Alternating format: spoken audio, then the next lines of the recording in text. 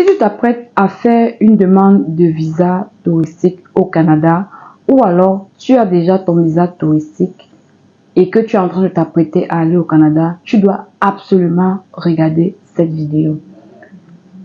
Aujourd'hui, on va parler d'une nouvelle réforme que le Canada a annoncé il y a de cela quelques jours. Alors, si c'est un sujet qui t'intéresse, reste jusqu'à la fin de cette vidéo.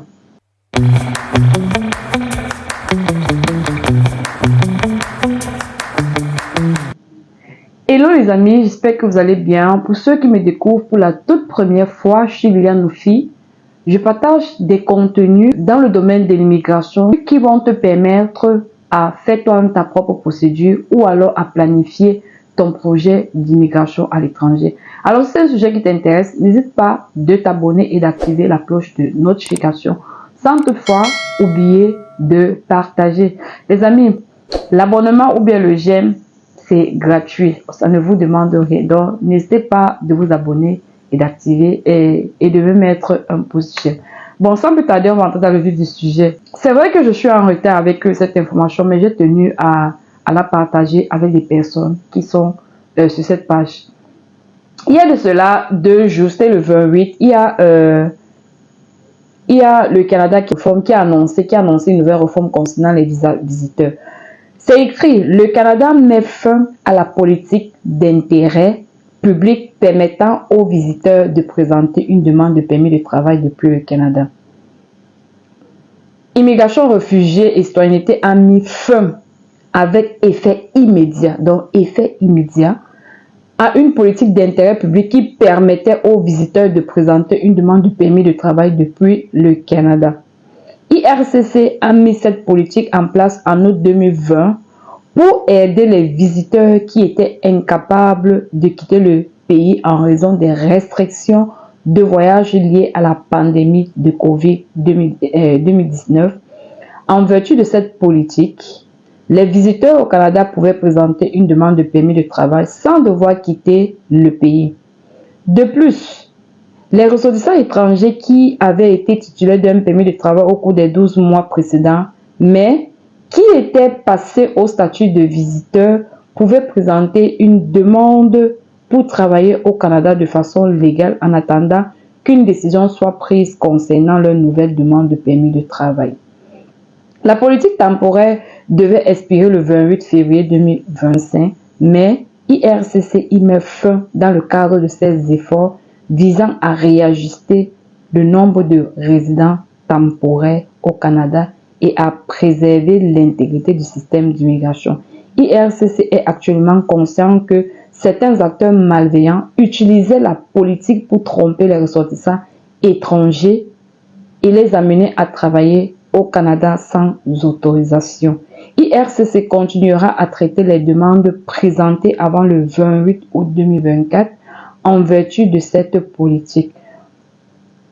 Ok les amis, donc vous voyez que dans cette annonce, le gouvernement du Canada annonce que ce n'est plus possible de venir au Canada avec un visa touriste et de changer son statut quittant du visa touriste à un visa travail. Ils disent que ce n'est plus possible parce qu'ils ont constaté qu'il y a beaucoup de personnes qui ont fait l'apologie de ça.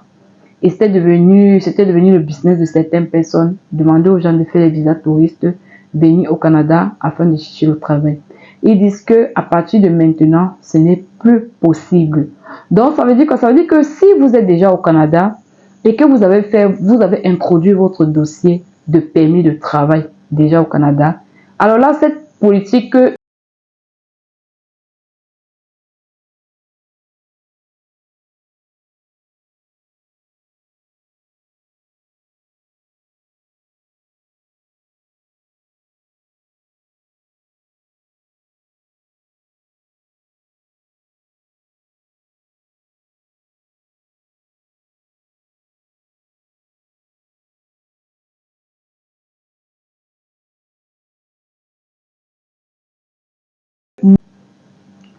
donc, je disais tantôt que ceux qui sont au Canada, qui ont déjà introduit cette demande-là, avant le 28, ceci ne vous concerne pas.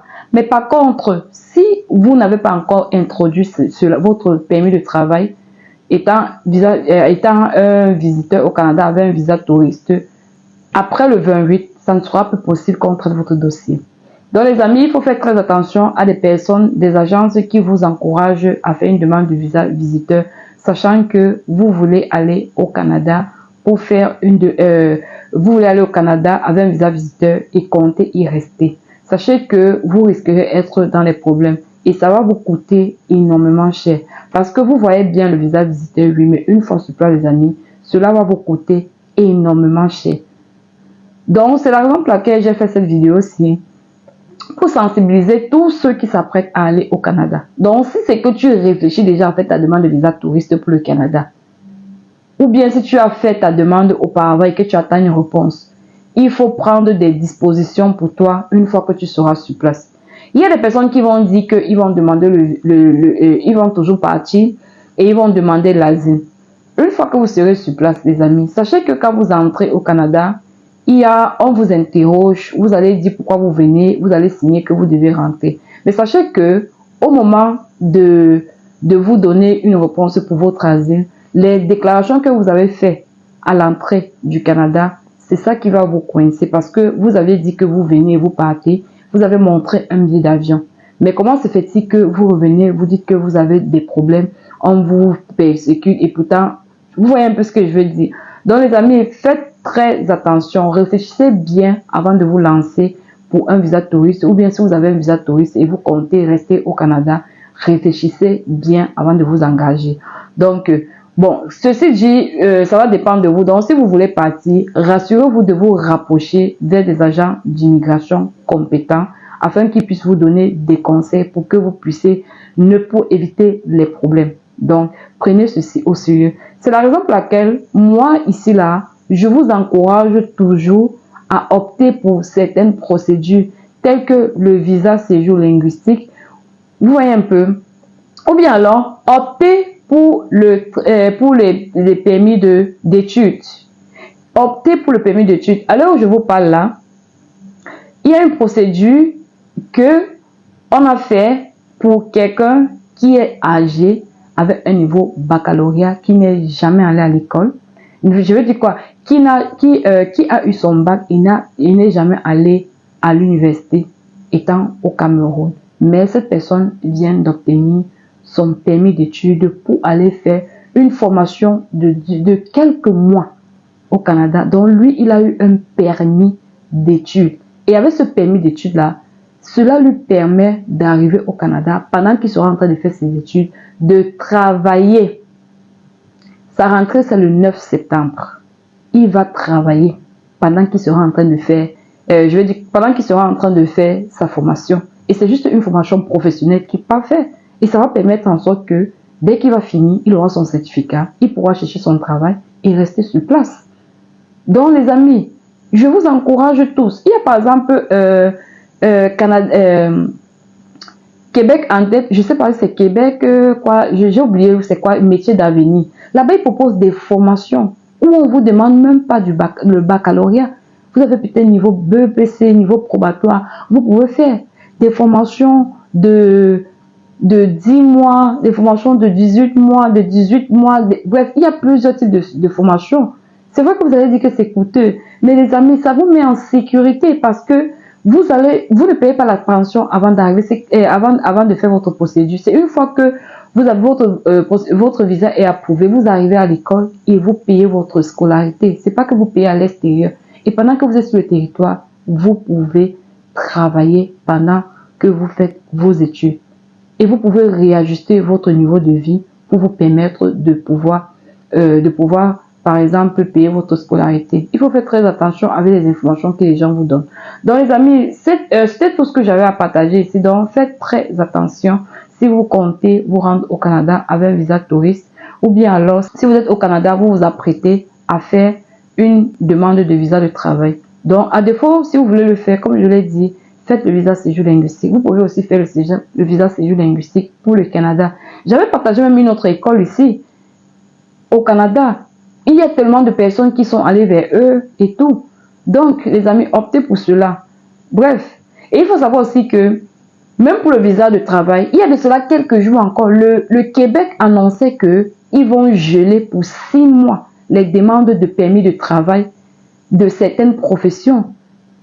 Donc, et en plus de ça, et si vous trouvez même le travail que vous voulez venir, c'était la condition était que vous devez avoir un certain salaire élevé. Si votre salaire était, je connais un peu la somme, était en deçà de cette somme-là, vous ne pouvez plus faire une demande de visa de travail. Donc, vous voyez que le Québec est en train, ils ont dit qu'ils ont gelé cela jusqu'en 2025, en mars 2025, pour 6 mois, histoire de décanter un peu la situation.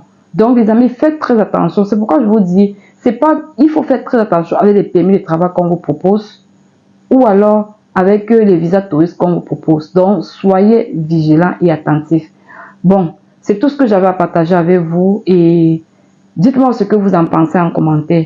Est-ce que vous êtes déjà prêt? Est-ce que vous avez fait une demande de visa qui va sortir bientôt? Est-ce que vous êtes en train de... Vous avez eu votre visa, vous êtes en train de vous préparer? Qu'est-ce que vous en pensez de cette nouvelle réforme que le Canada a lancée? Je voudrais vous lire en commentaire. Sur ce, les amis, n'hésitez pas de vous abonner et de liker. Et on va se dire à très bientôt pour une prochaine vidéo. Bye bye!